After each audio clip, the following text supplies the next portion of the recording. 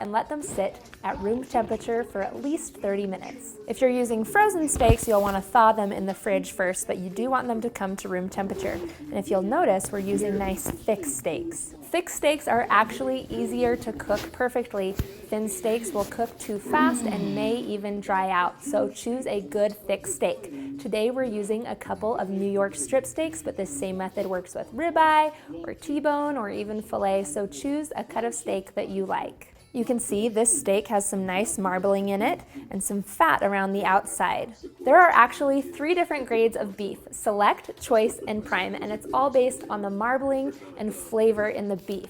Now, the difference between select and choice is actually pretty big, so I always recommend choosing at least choice grade or prime grade beef when you're making steak. This is actually a choice grade New York steak. Once your steaks have had a chance to sit out at room temperature for 30 minutes, preheat your oven to 375 degrees Fahrenheit and heat a large, heavy skillet on the stove until it's smoking hot. Then we'll prep our steaks. Drizzle just a little bit of olive oil onto each steak and rub it into the top and the sides, as well as the bottom. Then we're gonna put together our rub. Today I'm gonna keep it super simple and just use a mixture of salt and pepper.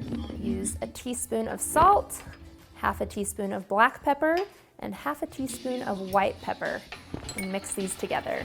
You can add other spices and herbs, but I like to keep it simple and let the meat shine. I'm gonna take this mixture, sprinkle it over our steaks, and rub it right in. You want to make sure you do both sides. Now, since these steaks are really thick, you want to go a little more heavy-handed than you might think. Before we go over and cook our steaks, there's one last thing we want to do. I like to finish off my steaks with butter, so I'm going to make a little garlic compound butter here by mixing 2 tablespoons of softened butter with 1 to 2 cloves of crushed garlic, and you just mash that together with a fork.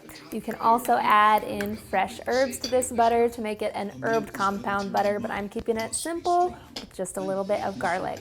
Next, we're gonna head on over to the stove, and I'm pretty sure our skillet is smoking hot, which is exactly what we need. Place the steaks down directly into the pan. You don't need oil or anything. And we're gonna sear each side of the steak for 2 to 3 minutes per side. And then since